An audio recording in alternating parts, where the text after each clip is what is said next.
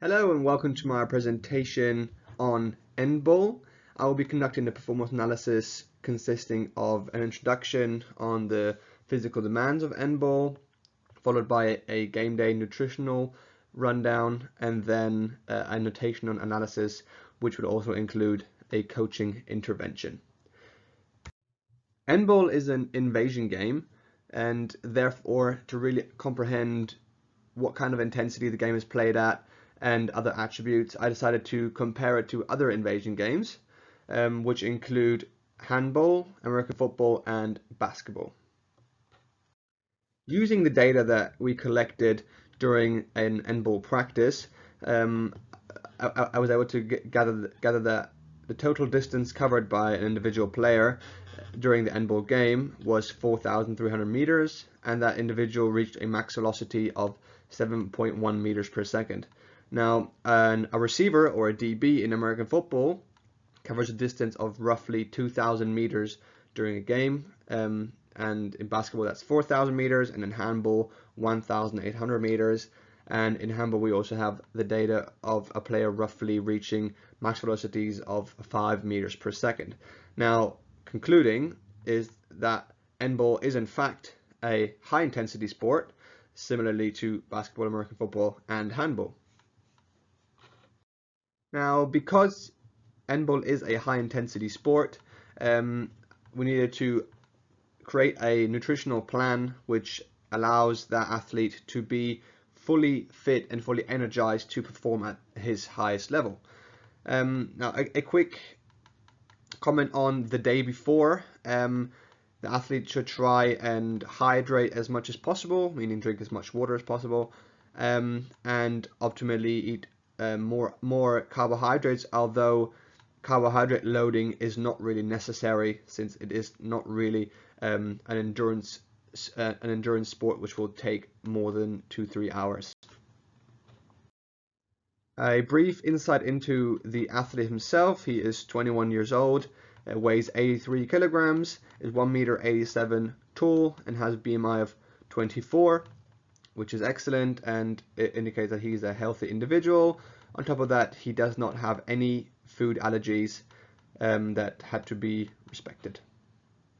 Starting off with breakfast, assuming a 3 p.m. start, it is vital to consume a breakfast consisting of slow digesting carbohydrates, which is why I chose porridge filled with banana, chia seeds, honey, and some nuts and raisins. The energy from this meal will be released over several hours.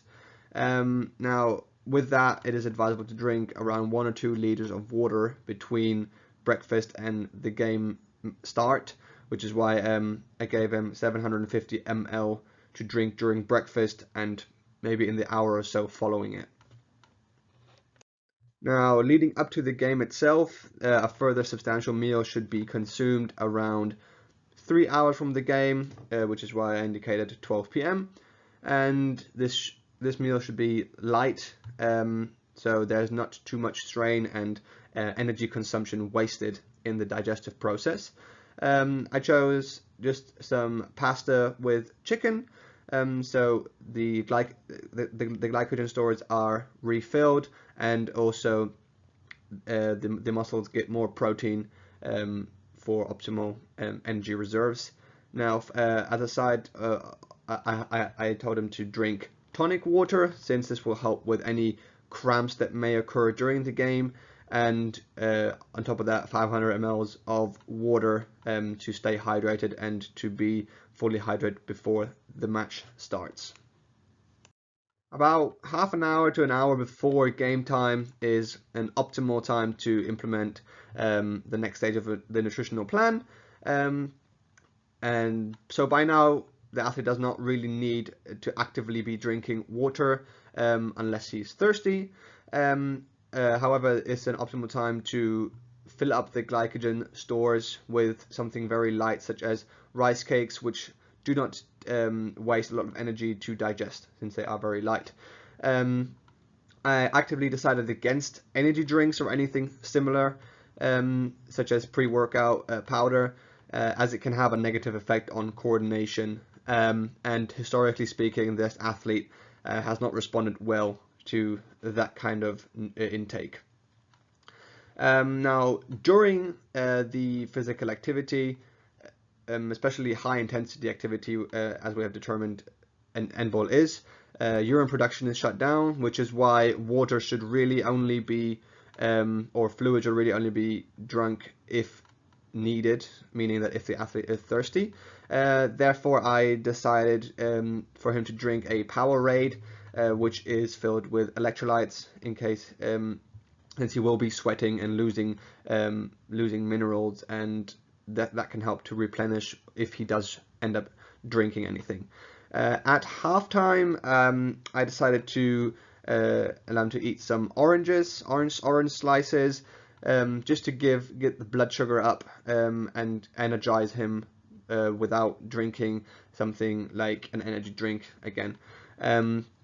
And on top of that, a Lucozade Sport Energy gel, which are which are filled with carbohydrates, but to fill up the glycogen stores, but at the same time don't really take up much energy to digest. After the game, eating within 30 to 60 minutes after the game will support optimal recovery. Now in this case I have chosen a burrito since it provides complex carbs to refuel the muscles and protein to rebuild the muscles.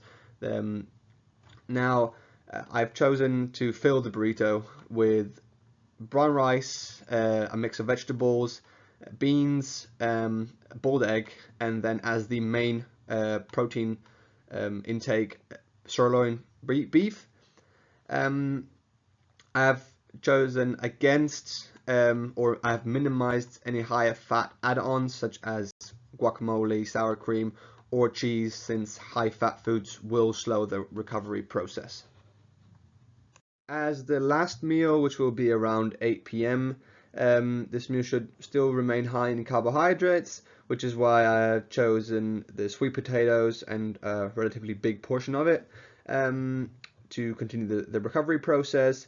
And it should contain adequate amounts of protein, which can be one from the unsmoked lean bacon, which is cut off, but it's the top ingredient, and accompanied this is some feta cheese and some broccoli for the vitamins. And obviously, to rehydrate the body, a liter of water, which can be consumed during dinner and then the following hours to aid optimal recovery.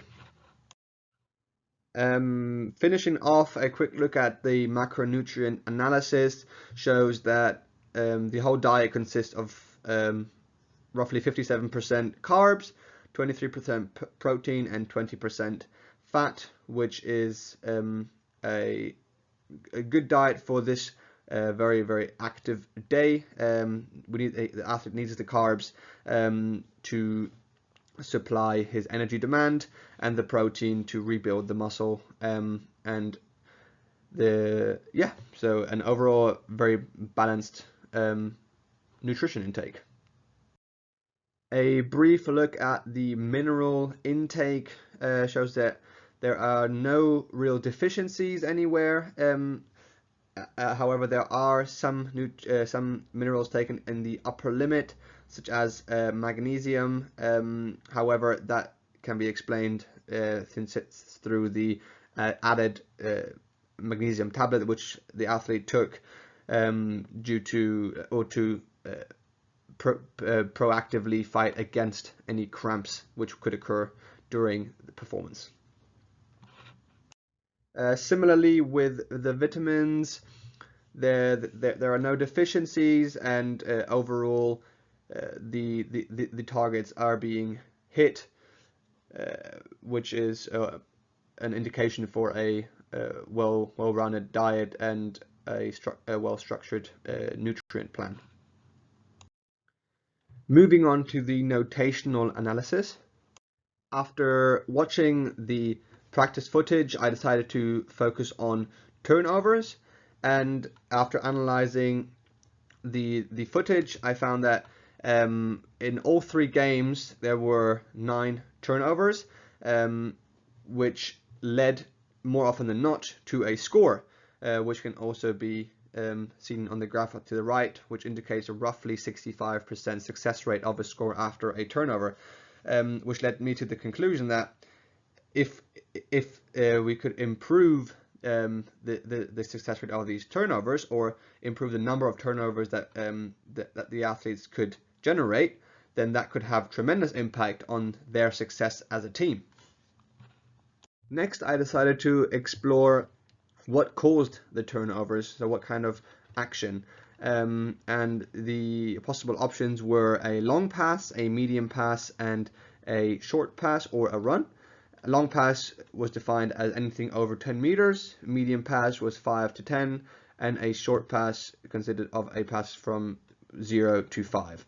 Now, the data indicated quite clearly that most of the tags happened through runs, which is also shown on the graph to the right, which showed that roughly 50% actually of turnovers happened through runs, followed then by long passes, medium passes, and short passes. To see if the defensive coverage had any effect on the success rate of turnovers, I compared the athlete's performance on man-on defense, meaning every defensive player was assigned an offensive player, or a zone defense, which meant that each defensive player was in charge of a particular zone, and if an offensive player ran into that zone, they would then defend them. This showed that the man-on defense did have a higher success rate, which does make sense, since they are closer to the target and can thereby more easily tag them, especially if they play a team that goes on a lot of runs. However, there's not a major difference between man-on or zone defense.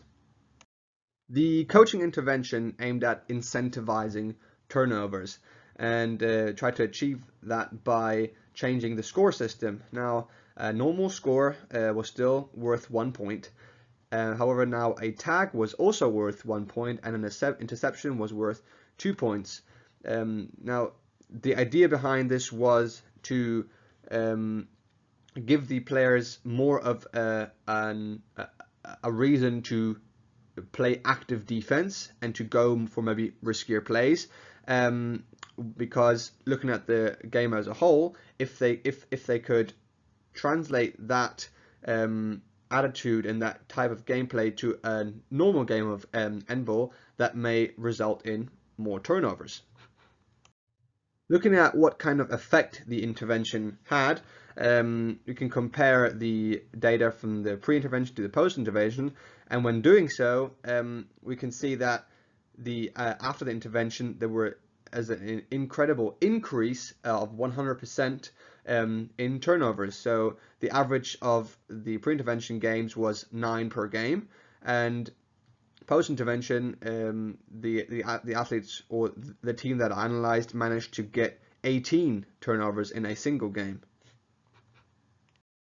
Now, comparing the types of turnovers, this is where the most dramatic change from pre to post intervention can be seen, since the run turnovers have basically been cut in half, and the passing turnovers have almost doubled, especially the medium passes from 5 to 10 meters.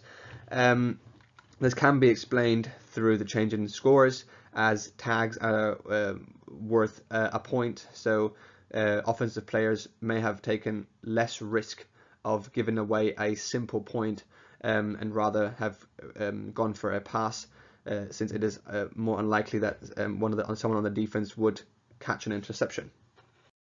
Looking at the defensive coverage, there wasn't really any major change, and defenses didn't really play particularly differently, even though the point system changed, which does indicate that the most that changed was on offensive gameplay, and they were successful in adapting and using the new scoring system to their advantage.